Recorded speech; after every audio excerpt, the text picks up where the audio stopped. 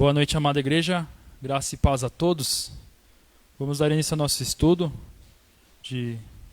bíblico. Peço desculpa aos irmãos pelo atraso, mas ocorreram alguns imprevistos. Mas que Deus abençoe e que possamos ter um ótimo estudo na presença do Senhor. Para esse início, eu vou fazer a leitura no livro de Salmos, o Salmo 77. Livro de Salmos, o Salmo 77. Diz assim a palavra do Senhor. Ao mestre de canto, Gedutum, Salmo de Asaf. Eu farei a leitura do Salmo até o versículo 5. Até o verso 5, desculpa. Salmo 77, diz assim. Ao mestre de canto, Gedutum, Salmo de Asaf. Eleva a Deus a minha voz e clamo. Eleva a Deus a minha voz para que Ele me atenda. No dia da minha angústia procuro o Senhor. Erguem-se as minhas mãos durante a noite e não se cansam. Lembro-me de Deus e passo a gemer. Medito e me desfalece o espírito. Não me deixas pregar os olhos, tão perturbado estou que nem posso falar. Penso nos dias de outrora, trago à lembrança os anos de passados tempos. Amém. Como vemos aqui no verso 2, no dia da minha angústia procuro o Senhor. Erguem-se as minhas mãos durante a noite e não se cansam. Que possamos louvar a nosso Deus, orar, humilhados perante Ele, que não nos cansemos de orar, que possamos procurar Deus a cada momento e que Ele seja a nossa força, seja a força nas nossas vidas. Amém. Antes de passar a palavra ao nosso pastor reverendo Mário, eu farei uma oração. Santíssimo Deus e eterno Pai que estás no céu, graças te dou, Senhor Todo-Poderoso, por mais um dia de vida. Obrigado pela oportunidade de estar aqui com os irmãos por mais um estudo, Senhor. Abra os nossos corações e as nossas mentes para que possamos aprender mais de Ti, que possamos aprender por que da oração do Pai Nosso, Senhor, aqueles que podem fazer. Que não fazemos essa oração, e não façamos essa oração como de forma automática, mas que com toda a reverência a Ti, pois Tu és soberano e sabe todas as coisas, e Tu nos ensina para fazer as melhores coisas nas nossas vidas. Que possamos ser servos fiéis a Ti e que possamos pregar o Evangelho a toda criatura, Senhor. Em nome do Seu Filho amado Jesus Cristo, que eu oro com o perdão dos nossos pecados. Amém. A palavra está com o nosso pastor reverendo Mário.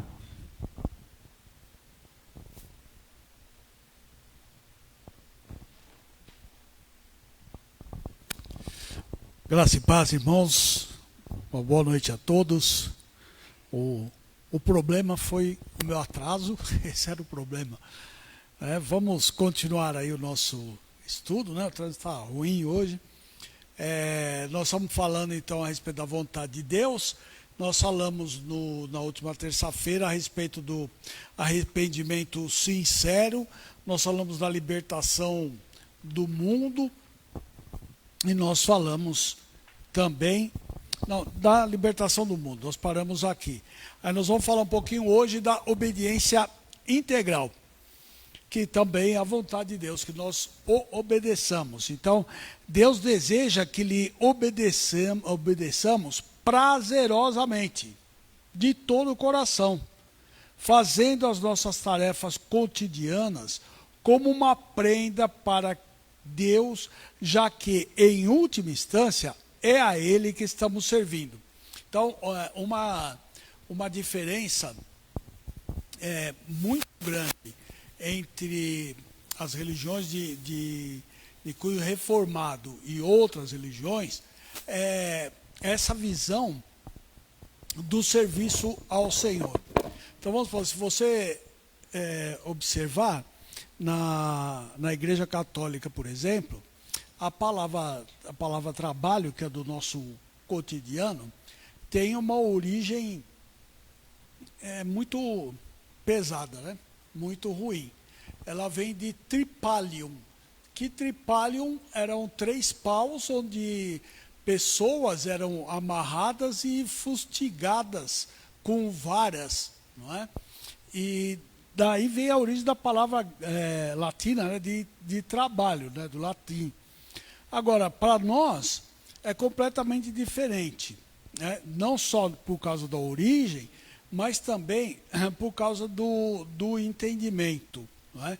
As pessoas acham que elas podem viver uma vida de trabalho secular e uma vida de trabalho na igreja para quem é religioso. Não é?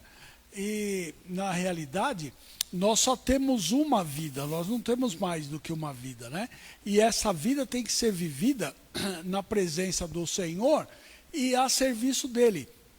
Não importa se você está trabalhando na igreja ou se você está trabalhando lá no seu serviço. A ideia aqui é que o apóstolo Paulo nos ensina, que tudo quanto nós fizermos, nós devemos fazer para a honra e para a glória de Deus. Então não importa, você pode estar limpando o chão da sua casa, você deve fazer o melhor possível porque você está fazendo para Deus. Não importa, você pode estar dirigindo o país, nenhuma referência, né? Pode estar dirigindo um país, mas também é assim, né? Estou falando por causa de grau de importância, né, do trabalho. Você tem que fazer com dedicação, fazer com amor, fazer de todo o coração, fazer prazerosamente, porque você está servindo ao Senhor.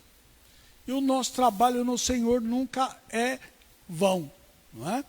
Então, o apóstolo Paulo, na carta aos Efésios, capítulo 6, versos 5 e 7, diz assim: quanto a vós outros, servos, obedecei a vossos senhores segundo a carne, com temor e tremor, na sinceridade do vosso coração, como a Cristo, não servindo à vista, como para agradar homens, mas como servos de Cristo, fazendo de coração a vontade de Deus.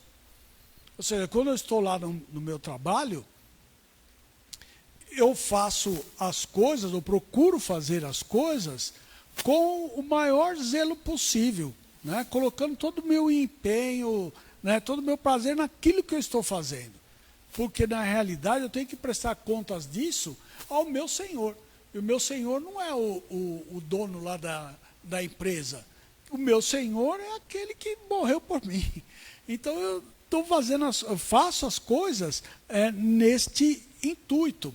E muitas, né, são, às vezes, né, a gente, por exemplo, que ocupa algum cargo de chefia, né, nas empresas, a gente fica observando a postura dos funcionários, dos crentes e dos não crentes.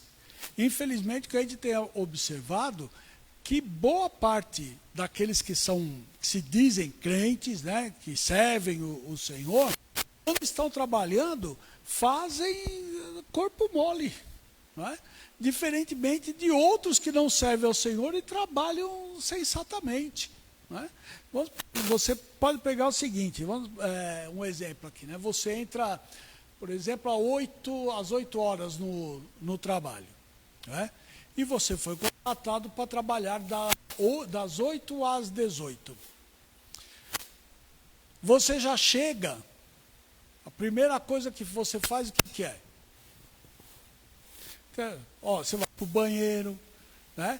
Depois você vai tomar um cafezinho, aí você conversa com não sei quem, aí depois você vai ligar o computador, enquanto liga o computador você vai olhar lá no celular, não é? O Facebook, vai responder as mensagens, quer dizer, vai começar a trabalhar 8h30, quando não mais. Tem outras pessoas, né, que ainda vão fumar um cigarrinho, mas isso está tudo dentro do horário de trabalho que você foi contratado para fazer. Então, quando você faz esse tipo de coisa, você está roubando da empresa, dando mau testemunho, sendo você um crente, as pessoas que estão ao seu redor, e está dando um mau exemplo, ou mostrando um mau exemplo ao Senhor, de como é que você trata as coisas. Não pode ser dessa maneira. Assim, eu não estou dizendo, como está popular, aí dizer, não, essa pessoa é um puxa-saco porque gosta de fazer. Não, o nosso relacionamento é com Deus. Aquilo que me vem à mão para fazer, eu tenho que fazer o melhor possível. É lógico que a gente é falho, né? A gente eu sei todas essas coisas. Mas isto não impede que eu procure fazer sempre o que é melhor. Agora, principalmente quando eu estiver dentro da seara do Senhor e trabalhando com coisas espirituais. Não é? Então tem que fazer melhor ainda. Deus não deseja de nós um comportamento que foi apenas socialmente aprendido. Então, veja, a questão é assim, você entra numa empresa e lá na empresa as pessoas vão dizer para você, olha, nós esperamos tal coisa de você durante o serviço que você vai fazer. O nosso caso é o contrário, não é de fora para dentro, mas é de dentro para fora. Deus espera que você faça o melhor. Eu não preciso dizer isso para você, porque você conhece a palavra de Deus e sabe que você tem que agir desta maneira. Não é? Vamos lá. Deus quer um coração íntegro que reflita em seus atos o aprendizado de Cristo, que é o nosso Senhor e mestre por excelência. A nossa obediência a Deus deve ser o resultado da nossa fé. Ou seja, aquilo que eu digo que creio tem que ser manifestado de forma prática nos meus atos. Nós somos filhos da obediência, conforme 1 de Pedro 1,14. E como tais, devemos viver como o nosso Pai vive. Veja, não existe maior exemplo para nós do que o próprio Cristo, né? De obedecer até a morte e morte de cruz. Não é? Uma outra vontade de Deus é a gratidão. A jovem igreja de Tessalônica, ou a jovem igreja de Tessalônica, Paulo orienta: em tudo dai graças, porque esta é a vontade de Deus em Cristo Jesus para convosco. Tudo dai graças. Ah, não deu certo, não sei o quê. Dá graças a Deus por isso.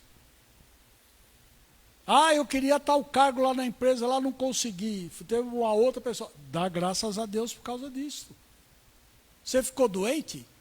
Dá graças a Deus. Ué, a Bíblia diz, em tudo, dá graça. Ele não falou para você tirar certas coisas que não lhe agrada, para você só agradecer a Deus aquilo que lhe agrada. Em tudo nós temos que agradar a Deus. A expressão dai graças é a tradução de um verbo grego chamado eucaristeo, que tem o sentido, conforme o traduzido, de agradecer.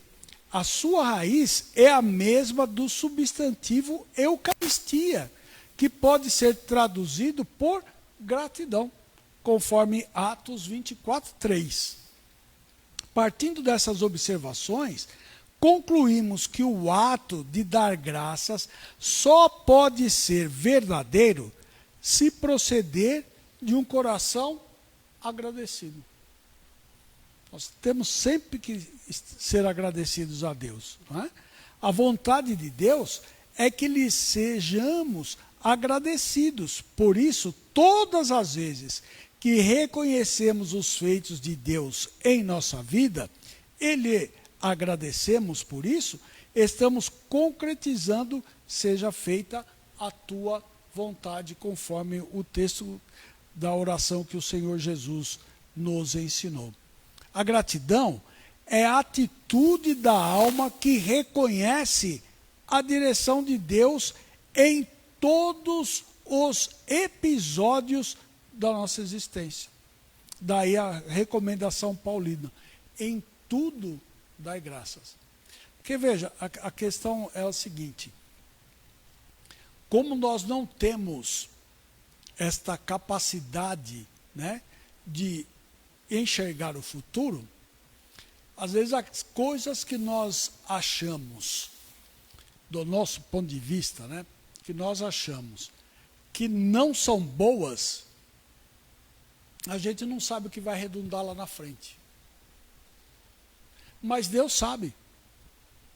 Então, se você está passando por algum problema, algum desconforto, né, alguma tribulação, antes de você ficar chateado, antes de você ficar revoltado, né, algumas pessoas ficam revoltadas, né, mas vamos mais a menos, né, você fica meio chateado, você não sabe o que Deus tem preparado para você mais à frente. Talvez aquilo que você deseja nesse momento, como no caso que eu citei lá, o cargo lá na sua empresa, ou compra de uma casa, ou compra de um carro, sei lá, um outro exemplo que você queira usar, você não sabe o que Deus tem preparado para você. Este momento de infelicidade momentânea vai, sinceramente, eu creio, redundar em bênção mais à frente. Ou seja, Deus está lhe mostrando alguma coisa que você precisa aprender a enxergar. E às vezes nós queremos, pelas nossas forças, dirigir as coisas. E somos gratos a nós mesmos porque fizemos. Mas as coisas não podem ser desse jeito. Você tem que colocar as coisas na mão de Deus e descansar. E ser grato, porque se você diz que Ele é seu Senhor, que Ele conduz a sua vida, confia no Senhor, aguarda. Nós precisamos aprender a aguardar. Às vezes nós queremos as coisas muito de imediato. Talvez você pense que está preparado para aquilo, mas na realidade não está. Então, Deus está mostrando para você que você precisa refletir, e agora só você que pode saber, você e Deus podem saber. Ou seja, Deus está mostrando alguma coisa para você. E você tem que conversar com Ele. Porque para que Ele te mostre aquilo que está acontecendo. Ou não é assim que você crê? Se Deus dirige a sua vida, e você coloca a sua vida nas mãos de Deus, deixa Ele conduzir. Faça as coisas que você precisa fazer, como diz um amigo pastor, faça as coisas como se tudo dependesse de você, na certeza que depende exclusivamente de Deus. E Deus vai conduzir. Deus vai conduzir a sua vida. Tenha certeza disso. Nós podemos usar aqui, já que nós estamos falando aqui do apóstolo Paulo, pega o exemplo do apóstolo Paulo. Né? Ele queria sair para pregar num lugar.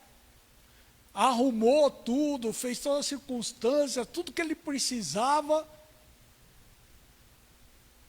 O Espírito Santo falou para ele, não vai não.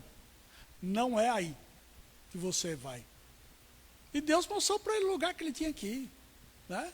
Passa a Macedônia e ajuda-nos. É isso que diz o texto. Mas Paulo se preparou para ir para um outro lugar. Agora, se nós agimos de acordo com a nossa vontade, Paulo poderia dizer, não, aqui eu já preparei tudo, já fiz todas as coisas, eu vou... Mas não era a vontade de Deus. Então nós precisamos aprender, né, a esperar e fazer a vontade de Deus. A gratidão é a atitude, então, da alma que reconhece a direção de Deus em todos os episódios da sua existência. Daí a recomendação paulina, então, de tudo da graça. Nesta atitude, não há uma senha mágica, um talismã linguístico que vise modificar as situações adversas, mas sim a expressão sincera de um coração agradecido, que se sente seguro sobre a proteção de Deus. Veja, abra sua Bíblia na carta do apóstolo Paulo aos Romanos. Gosto muito desse texto. A gente sempre tem uns textos bíblicos que a gente se afeiçoa mais do que outros, não é? Vai lá, capítulo 8, a partir do verso de número 31. Depois o irmão leu o contexto desse texto, né, que está mais acima, mas o apóstolo Paulo vai dizer assim, ó, que diremos, pois, à vista dessas coisas? Se Deus é por nós, quem será contra nós? Aquele que não poupou o seu próprio filho, antes por todos nós o entregou, porventura não nos dará graciosamente com ele todas as coisas? Quem tentará acusação contra os eleitos de Deus? É Deus quem os justifica. Quem os condenará? É Cristo Jesus quem morreu, ou antes quem ressuscitou, e o qual está à direita de Deus e também intercede por nós. Quem nos separará do amor de Cristo? Será tribulação, ou angústia, ou perseguição, ou fome, ou nudez, ou perigo, ou espada? Como está escrito, por amor de ti somos entregues à morte o dia todo. Fomos considerados como ovelhas para o matadouro. O mundo não gosta da gente. Em todas essas coisas, porém, somos mais que vencedores por meio daquele que nos amou.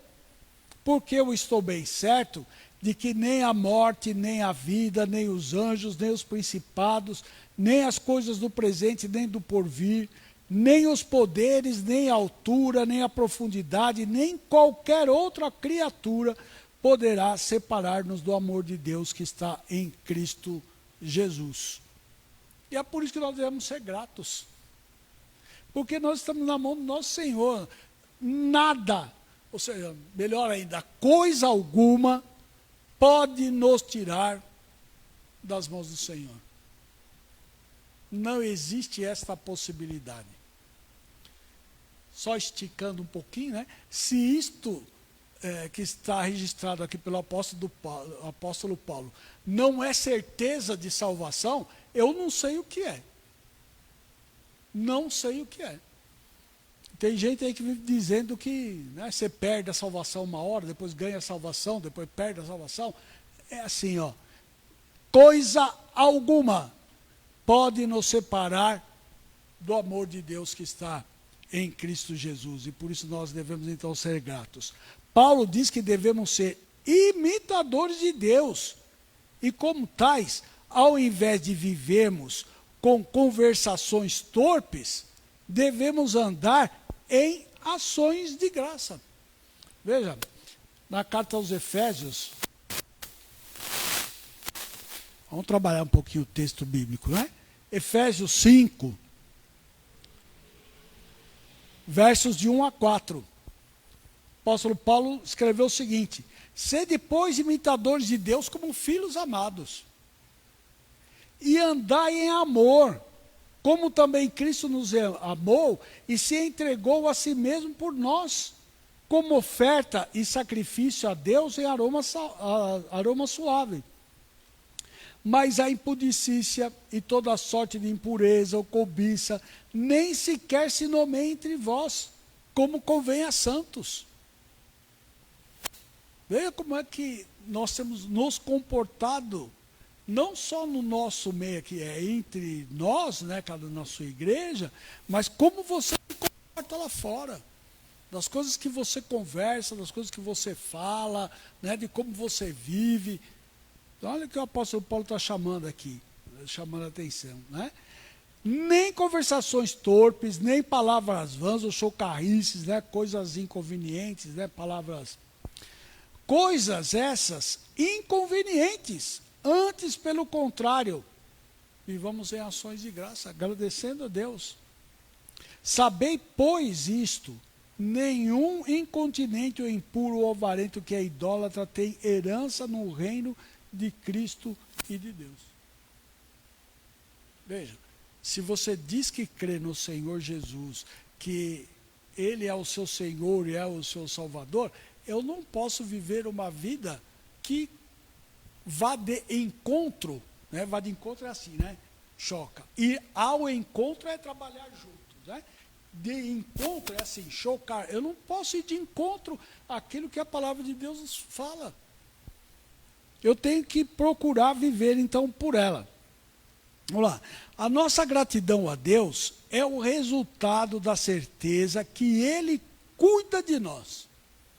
Existia um cântico, tirado das Escrituras, né, que dizia assim: lancemos sobre Deus as nossas ansiedades, porque Ele tem cuidado de nós.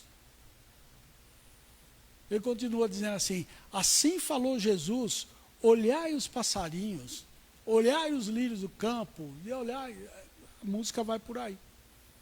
Ou seja, nós precisamos aprender a descansar no Senhor, colocar as coisas na mão do Senhor e descansar. E ser agradecido por aquilo que Ele tem feito, daquilo que Ele fez e aquilo que Ele ainda fará. Deus é quem nos guarda. Portanto, em todas as circunstâncias, podemos encontrar motivos para agradecer a Deus, certos de que Ele é o Senhor da história. E nada nos acontece sem a permissão governativa de Deus. Deus dirige todas as coisas. Deus não é como diz o filósofo que criou um relógio, deu corda e largou tudo a bel prazer. Não, Deus dirige todas as coisas. A palavra de Deus diz que nenhuma folha cai sem a permissão de Deus. Tudo está sob o controle dele. E eu preciso estar certo dessas coisas. Certo de que Ele é o Senhor da história. Nada acontece sem a sua permissão. Que tudo que nos ocorre tem um sentido proveitoso para a expressão da nossa vida física, psíquica e espiritual. O nosso problema é que nós nem sempre conseguimos enxergar. Não enxergamos. Porque, de fato, nós não estamos no caminho como deveríamos estar. O apóstolo Paulo continua dizendo: sabemos que todas as coisas cooperam para o bem daqueles que amam a Deus, daqueles que são chamados segundo o seu propósito. Deus tem um propósito para a sua vida. E você precisa descobrir qual é esse propósito. Nós estamos falando um aqui, que é de servir, de ser agradecido, de fazer a vontade de Deus. Mas tem muitas coisas mais, né? Parece-nos que, nesse sentido, que o salmista testemunha dizendo o seguinte: foi-me bom ter eu passado pela aflição, para que aprendesse os seus decretos. Salmo 119, 71. Será que nós podemos dizer isso? Foi-me bom ter eu passado pela aflição. Como eu disse agora há pouco, nós passamos por uma aflição, ficamos revoltados, ficamos chateados com Deus, deixamos de ir na igreja, fazemos um monte de coisa. Por quê? Porque a gente não aprende os decretos de Deus. Essa que é a questão. E quanto mais longe de Deus estiver, menos eu vou entender essas coisas. Eu preciso ser assim, não é? Foi-me bom ter eu passado pela aflição. Veja, você às vezes conversando com as pessoas, você vê o seguinte, né? Como é que é a sua vida de oração? Assim, eu oro às vezes. Oro às vezes. Só que nós temos que orar sempre. Não é verdade? A orientação bíblica é da gente orar sem cessar. Mas quando você passa por um período de aflição, você corre logo para orar. Corre logo para orar.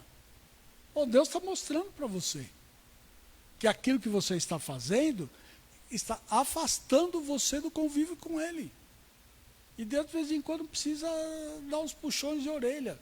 E existem várias formas de Deus fazer isto na nossa vida. A pedagogia de Deus, por meio dos eventos, ultrapassa em muito a nossa capacidade imediata de percepção.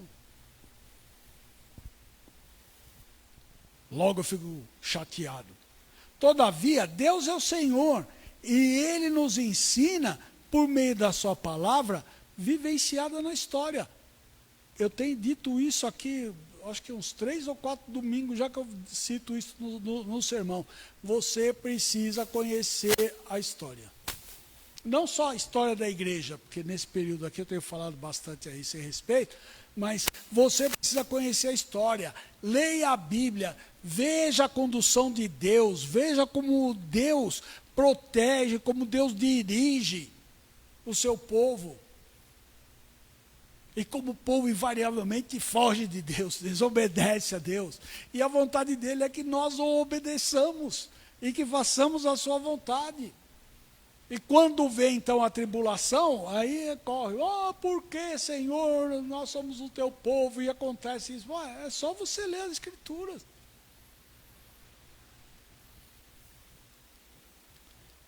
Daniel, quando soube que por decreto o rei Dario, nenhum homem poderia invocar a Deus durante o prazo de 30 dias, entrou no seu quarto e deu graças a Deus conforme seu reverente costume.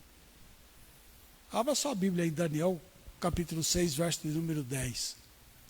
Daniel, pois, quando soube que a escritura estava assinada, entrou em sua casa e em cima, no seu quarto, onde havia janelas abertas para a banda de Jerusalém, do lado de Jerusalém, 3 vezes no dia se punha de joelho e orava, e dava graças diante do seu Deus, como costumava fazer.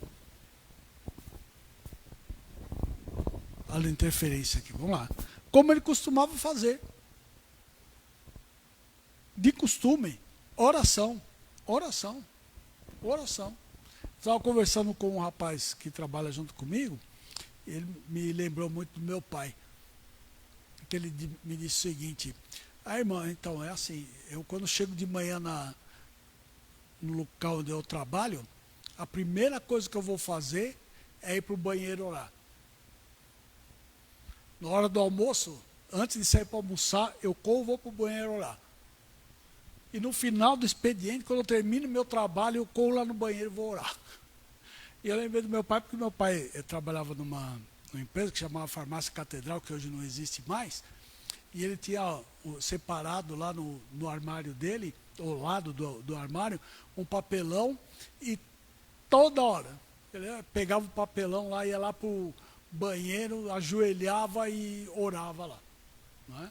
Então nós temos que ter não é só um hábito, como foi dito aqui agora há pouco, né, antes de começarmos o estudo, de orar por orar como apenas uma repetição, como se fosse uma reza. Quer dizer, eu decorei algumas palavras e repito essas palavras, né, como um papagaio. Mas não é, a minha oração deve ser uma conversa franca, uma conversa sincera com Deus.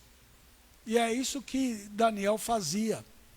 No Novo Testamento, quando Paulo recomendava aos Tessalonicenses em tudo dar graças, fala a uma jovem igreja perseguida, pressionada em sua incipiente fé. Eles eram recém-convertidos. Todavia, ele sabia que a nossa fé amadurece à medida em que conseguimos, pela graça, superar as adversidades dos fatos. A fé que me faz prosseguir, a fé que me leva para frente. Se eu for olhar as circunstâncias, as coisas que acontecem, você desiste das coisas, mas não é assim. A fé então amadurece à medida que conseguimos, pela graça, superar as adversidades dos fatos, reconhecendo a direção bondosa de Deus. ele mesmo já tivera essa experiência, ele, Paulo, né? Juntamente com Silas em Filipos, antes de levar o evangelho a Tessalônica. Lucas, que testemunhou a prisão de Paulo em Filipos, nos conta, por volta da meia-noite, Paulo e Silas oravam e cantavam louvores a Deus. E os demais companheiros da prisão escutavam. Ah, que testemunho. Ao invés de você ficar irritado, né, você já pensou você ser preso? E olha que a prisão, naquela época, era tanto quanto mais sofrido do que a de hoje. Porque hoje você junta um monte de gente no mesmo lugar, fica lá todo mundo apertado. Mas você ficar num ambiente, né, escuro, úmido, de grilhões, sofrendo açoite, olha, é outra coisa completamente diferente. O cerceamento da liberdade já é um problema. Agora você viver numa situação dessa, mas Paulo está fazendo o quê? Cantando louvores. Cantando louvores. Agradecendo a Deus. Falando dos poderosos feitos do Senhor. Atos 16, 25.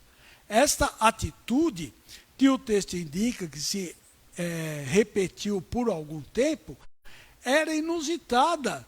E ao que parece, tão surpreendente aos outros prisioneiros, que conforme Lucas registra, os companheiros de cela se detiveram para ouvir os louvores. É dessa forma. Só que parece que a gente não experimenta dessas coisas. Não é? Porque a gente não vive, de fato, o que deveríamos viver. Mais tarde, Pedro escreve aos crentes, então, da dispersão, que sofriam atroz perseguição, o seguinte: amados, não estranheis o fogo ardente que surge no meio de vós, destinando a provar-vos, como se alguma coisa extraordinária vos estivesse acontecendo. Pelo contrário, alegrai-vos na medida em que sois coparticipantes dos sofrimentos de Cristo, para que também na revelação da sua glória vos glorieis exaltando. 1 de Pedro 4, 12 e 13. Veja, a provação que eles estavam passando, nós nem temos ideia do que é isto. Não temos. Porque pela graça de Deus, nós não sofremos esse tipo de coisa. Não sofremos. A gente não sabe mesmo o que é passar por isto, né? Mas o apóstolo Pedro fala, mesmo que você esteja passando por esse momento de perseguição, alegrai-vos, porque sois coparticipantes do sofrimento de Cristo. O escritor da Carta dos Hebreus fala só que nós não sofremos ainda até o sangue. Nós não sofremos nada ainda. Se você olhar para a nossa história como crentes e olhar a história da igreja, nós vamos ver que nós não passamos nada. Qual é a nossa história dorida como crentes? A nossa história dorida como crentes é assim, ó. Eu não vou na igreja hoje porque está chovendo. Eu não vou na igreja hoje porque está não sei o quê. Eu não vou fazer isso porque não sei o que lá. Essa é a nossa história dorida. Eu quero ver se nós tivéssemos perseguição de fato, como esses nossos irmãos aqui sofreram, qual seria o nosso posicionamento? O meu posicionamento, o seu posicionamento, de estar pronto para sofrer pelo Evangelho. E mais ainda, agradecer a Deus por isso. Assim, meus irmãos, a nossa atitude de ação de graças revela a nossa confiança em Deus, no seu paternal cuidado. Por isso, mesmo sem entendermos o alcance dos fatos, devemos, pela fé, agradecer a Deus, dando sempre graças por tudo a nosso Deus e Pai, em nome do nosso Senhor Jesus Cristo. Analisemos agora algumas das razões que temos para agradecer a Deus. Sem dúvida, todos nós temos motivos para assim fazer. Basta que consideremos a nossa saúde, o alimento que nos dá, a nossa casa, a nossa família, o nosso emprego, a nossa igreja. Todavia, queremos observar outras razões que a palavra de Deus nos indica que devem nos conduzir à gratidão sincera. Primeira delas, por Deus ser quem é. Existe um cântico, que agora eu não me recordo o texto inteiro da letra, que diz que nós devemos agradecer a Deus por aquilo que Ele faz. Bom, e se Ele não fizer, Ele deixa de ser Deus? Não deixa de ser Deus. Parece que deu algum problema aí. Não deixa de ser Deus. Coisa alguma que nós fazemos vai mudar o ser de Deus. Ele é quem Ele é. Vamos este item. Deus deve ser louvado por aquilo que Ele é. Deus é o Senhor de todas as coisas. A sua vontade é que lhe rendamos graças como reconhecimento reverente da sua majestade e misericórdia, manifestadas em seus atos salvadores. O salmista declara: o Senhor é Deus, Ele é a nossa luz, Tu és o meu Deus, render-te-ei graças, Tu és o meu Deus, quero exaltar-te, rendei graças ao Senhor, porque Ele é bom, porque a sua misericórdia dura para sempre. Não é pelo que Ele faz, mas é pelo que Ele é, principalmente. Esse é o primeiro passo. Quem quer ter comunhão com Deus, precisa, em primeiro lugar, saber quem Ele é. Não o que Ele faz. Porque as igrejas hoje por aí só falam disso, daquilo que Deus pode fazer. Ele pode fazer? Pode, se Ele quiser fazer. Deus tem poder para fazer. Mas o que nos importa não é aquilo que Ele faz, mas quem Ele é. Como eu já disse aqui outro dia, eu não posso ficar atrás do poder de Deus, mas sim atrás do Deus do poder, que é completamente diferente. Eu preciso saber quem Ele é, para eu poder então ter um relacionamento com Ele de obediência, de gratidão e de fé. Que Deus nos abençoe. Nós paramos por aqui hoje e na próxima terça-feira continuaremos então estudando esse texto maravilhoso.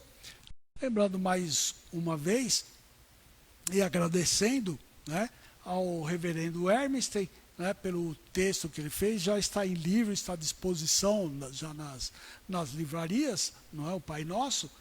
Mas nós vamos agradecer então ao reverendo Hermestein pelo texto.